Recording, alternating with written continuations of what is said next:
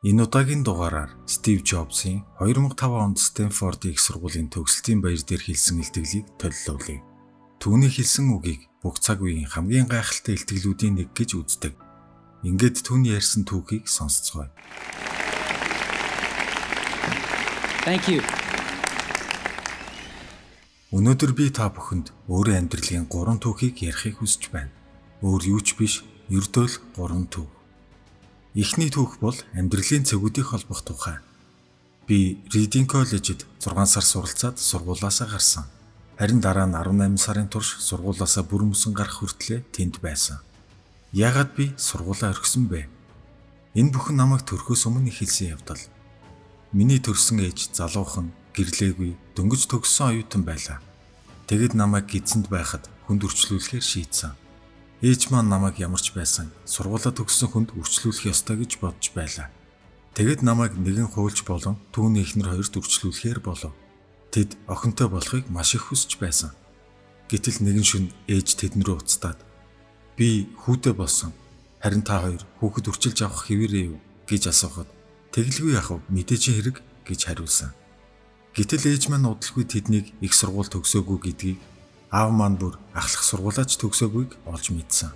Тиймээс үрчлүүлэх баримт бичгэн дээр гар үсэг зурхаас татгалцсан юм. Гэхдээ хэдэн сарын дараа ээж маань бодлоо өөрчилсөн. Учир нь тэд хизээ нэгэн цагт намайг заавал коллежид оруулна гэж амласан учраас. Миний амьдрал ингэж эхэлсэн. 17 жилийн дараа би коллежид элсэн орлоо. Гэхдээ би сургуулаа маш хайхрамжгүй хинэн байдлаар сонгочихсон. Тэр сургууль бараг Стэнфорд их сургууль шиг өндөр төлбөртэй байлаа л да. Би эцэг эхийнхээ өдөр шөнөгүй хөдөлмөрлж олсон бүх мөнгө хадгаламжийг нь сургалтын төлбөртөө зарцуулсан. Гэвч 6 сар суралцсны дараа би энэ бүхний үр дүн үн цэнийг нь олж харж чадаагүй. Би амьдралдаа юу хийхийг хүсэж байгаагаа, коллеж үүнийг ойлгоход хэрхэн туслахыг мэдэхгүй байсан. Тиймээс би бүх зүйл сайхан болно гэж итгээд сургуулаа хайхаар шийдсэн. Тэр үед үнэхээр аимшигтай байсан ч эргээд харахад тэр бол миний амьдралдаа гаргасан хамгийн зөв шийдвэрүүдийн нэг байсан юм. Сургуулаасаа гарах шийдвэр гаргасны дараа бүх зүйл тийм сайхан байсангүй. Өөр ингэсэн дотор байргүй байсан учраас найзуудынхаа өрөөнд шалан дээр нь унтдаг байв. Хоол авч идэхийн тулд Coca-Cola-ны лааз цуглуулж 5 центээр тушаана. Харе Кришнагийн сүмээс 7 хоногт нэг удаа өгдөг үнэгүй хоолыг идэхийн тулд бүтэн сая өдөр бүр 11 км алхдаг байсан. Би зүн совин, сониуч зангаад агсан нь хожим үнэлж баршгүй үн цэнтэй зүйлд хүргэсэн. Нэг жишээ хэлье л дээ. Тухайн үед Reed сургуульд улсын хамгийн шилдэг уран бичлэгийн сургалт явагддаг байлаа. Тэнд янз бүрийн зурагт хуудас, хаяг шошгийг өөрсдийн гараар уралдаг байв. Би хичээлээ хийсэн учраас ердийн хичээлд суух шаардлагагүй байсан тул уран бичлэгийн хичээлд сууж эхэлсэн. Дараа нь би сериф болон сан сериф үсгийн тухай, янз бүрийн үсгийн хослолуудын хоорондох зайг өөрчлөх, бас яаж гайхалтай хэвлэл бий болдгийг харж байлаа. Энэ бол үнэхээр үзэсгэлэнтэй, түүхэн, уран сайхны хувьд ямар нарийн, шинжлэх ухаанаар ч илэрхийлж чадахгүй гайхалтай болохыг олж мэдэрсэн. Үнэхээр гайхалтай санагдаж байлаа. Гэхдээ эдгээрийн аль нь ч миний амьдралд хэрэгжих найдвар байсангүй. Харин 10 жилийн дараа бид анхны Macintosh компьютерийг зохион бүтээх үед бүх зүйл утга учиртай болж эхэлсэн. Бид бүх зүйлийг Mac дээр зохион бүтээсэн. Энэ бол гоёмсгоор хэвлэх чадвартай анхны компьютер байсан. Хэрэв би сургалтанд хамрагдаагүй бол Mac компьютерт хизээ ч юм олон үсгийн хэлбэр, зөв зохицсон зайтай үсгтэй болохгүй байсан. Мэдээж коллежид байхдаа амьдралын цэгүүдийг хооронд нь зөв уялдуулан холбох ямар ч боломжгүй байсан. Гэвч 10 жилийн дараа эргээд харахад бүх зүйл маш тодорхой байж. Дахин хэлэхэд та урагшаа харж байгаа цэгүүдийг холбож чадахгүй. Зөвхөн арагшаа хараад л холбож чадна. Тэгэхээр одоо ойлгомжгүй байгаа бүхэн ирээдүйд ямар нэгэн байдлаар холбогдно гэдэгт итгэх хэрэгтэй. Та өөрийн дотоод сэтгэл, хувь тавилан, амьдрал юу ч байсан ямар нэгэн зүйлд итгэх хэрэгтэй. Учир нь эдгээр цэгүүд хизээ нэгэн цагт холбогдно гэдэгт итгэх нь зүрх сэтгэлээ дагах итгэлийг чамд өгч бүх зүйлийг өөрчлөх болно. Би хийх дуртай зүйлээ эрт олсон азтай хүн. Возняк бид хоёр намайг 20 настай байхад эцэг эхийнхээ гаражид Apple компанийг эхлүүлсэн. Бид маш шаргуу ажиллаж 10 жилийн дотор Apple компанийг 4000 гаруй ажилтнтай 2 тэрбум долларын хөрөнгөтэй болгож чадсан. Бид хамгийн шилдэг бүтээл болох Macintosh-а худалдаанд гаргаад удаагүй байхад би ажлаасаа халагдсан. Өөрийнхөө байгуулсан компаниасаа яаж халагдах вэ? Ийм юм л да. Apple компани өсч томорхын хэрээр бид надтай хамт компаниг удирдах маш чадварлаг хүнийг ажилд авсан юм. Эхний жил бүх зүйл амжилттай байлаа. Гэвч дараа нь бидний ирээдүйн талаарх төсөөллүүд зөрчилдөж эхэлсэн. Эцэст нь бид маргалдаж, удирдах зөвлөл түүний талд орсон. Ингээд би 30 настайдаа өөрийн компаниасаа халагдав. Бүх амьдралынхаа туршид зорж байсан бүх зүйл минь үгүй болсон учраас надад маш хэцүү байсан. Хэдэн сарын турш би юу хийхээ үнэхээр мэдэхгүй байсан. Тэгэд би Дэвид Паккард, Боб Нойс нартай уулзаж хийсэн зүйлдээ тэднээс уучлалт гуйхыг оролдсон. Намайг бүтлгүүцсэнийг олон нийт мэдж байсан төдийгүй ер нь энэ бизнесийг бүр мөсөн орхих талаарч бодож байлаа.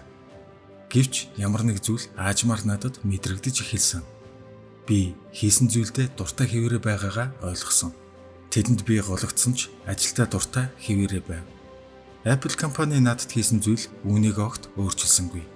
Тиймээс би ямар ч байсан хамаагүй бүх зүйлийг дахин эхнээс нь эхлүүлэхээр шийдсэн. Тэр үедээ би үүнийг хараагүй ч үнэн дээр Apple-аас халагдсан явдал нь надад тохиолдож болох хамгийн сайхан зүйл байсан. Амжилтанд хүрэх хүнд хэцүү байдал маань анхлан суралцагч байх хөнгөн байдлаар солигдов. Энэ бүхэн миний амьдралын хамгийн бүтээлч үе шат руугаа орох боломжийг надад олгосон байлаа. Ингээд дараагийн 5 жилд би Next нэртэй компани байгуулж, мөн Pixar нэртэй өөр компанийг ч байгуулсан. Бас миний эхнэр болох гайхалтай эмэгтэйд дурлсан билээ. Pixar компани дэлхийн хамгийн анхны компьютерийн анимашн болох Toy Story-г бүтээж, харин одоо дэлхийн хамгийн амжилттай хүүхэлдэйн кино студи болоод байна. Үйл явдлын гайхалтай эргэлтээр Apple компани Next-ийг худалдан авч, би Apple компанид эргэн очсон. Next дээр бидний хөгжүүлсэн технологи нь өнөөгийн Apple-ийн сэргэн мандалтын гол зүрх нь болсон билээ. Мөн Лорен бит хоёр гайхалтай сайхан гэр бүл болсон. Хэрв намайг Apple-аас халаагүй бол эдгээр зүйлсээ аль нь ч тохиолдохгүй байсан гэдэгт итгэлтэй байна. Энэ бол гашуун амттай юм байсан ч өвчтөнд маш хэрэгтэй юм байсан гэж би боддог. Заримдаа амьдрал чиний толгой руу хүчтэйгээр цогтөг. Гэхдээ итгэл найдвараа бүү алдаарай. Намайг энэ бүхнийг хийхийн тулд хөдөлгөж байсан цорын ганц зүйл бол би хийж буй зүйлдээ дуртай байсанд оршдог гэдэгт итгэдэг. Харин та өөрийнхөө дуртай зүйлээ олох хэрэгтэй. Таны ажил амьдралын чинь маш том хэсгийг дүүргэж сэтгэл хангалуун байх цорын ганц арга зам юм. Амжилттай ажиллахын цорын ганц нууц бол хийж буй зүйлдээ дуртай байх явдал. Хэрв та хараахан тийм зүйлээ олж чадаагүй байгаа бол үргэлжлүүлэн хайсаар бай. Олох хүртлээр битгий зогсоорой. Зүрх сэтгэлийн бүх асуудлуудын адил үүнийг олох үедээ мэдэх болно. Бас ямар ч сайхан харилцааны нэгэн адил жил ирэх тусам улам л сайжрах болно. Тиймээс дуртай зүйлээ олох хүртлээр үргэлжлүүлэн хай. Битгий зогс. Миний 3 дахь түүх бол үглийн тухай. Би 17 настай байхдаа нэг ийм ишлэл уншсан юм. Хэрв та амьдралынхаа өдөр бүрийг сүүлчийн өдөр мэт амьдрвал хизээ нэгэн цагт чиний зөв байх нь гарцаагүй. Энэ үг надад маш гүн сэтгэл төрүүлсэн бөгөөд тэр цагаас хойш 33 жилийн турш би өглөө бүр талент хараад өөрөөсөө ингэж асуудаг. Хэрвээ өнөөдөр миний амьдралын сүүлчийн өдөр байсан бол би өнөөдөр хийх гэж байсан зүйлээ хийх байсан уу гэж.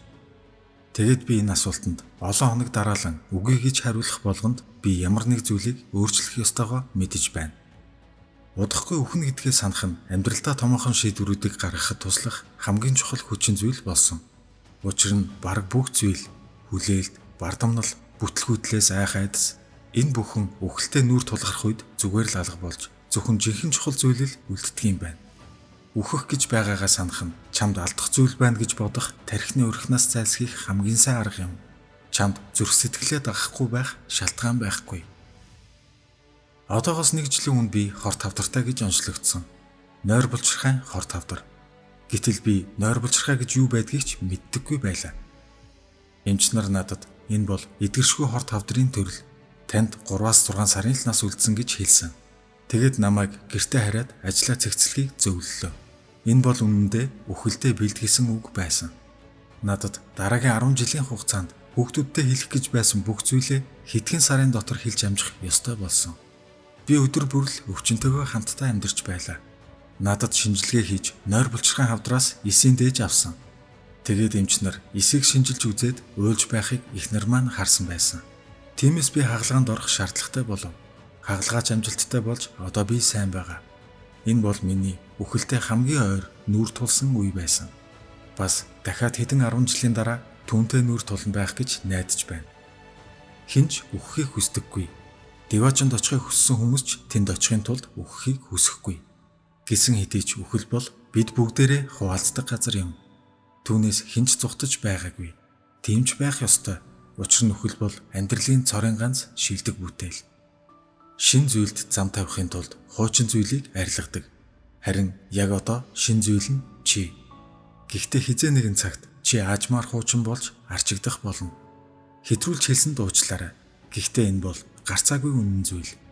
Чиний цаг хугацаа хязгаарлагдмал. Тиймээс өөрийнхөө цаг хугацааг өөр хэн нэгний амьдралаар амьдрах гэж битгий үрээрэй. Бусдын сэтгэлгээнд баригдсан амьдралын тухай хоосон сургаалт бүү авт. Бусдын үзэл бодлын дуу чимээгээр өөрийнхөө доторх дуу хоолойг бүү дараарай.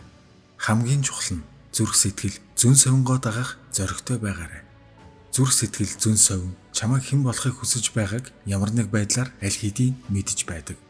Бусад бүх зүйл дараагийн асуудал. Өлсгөлэн бай, бас тэнэг бай. Та бүгдэд маш их баярлалаа.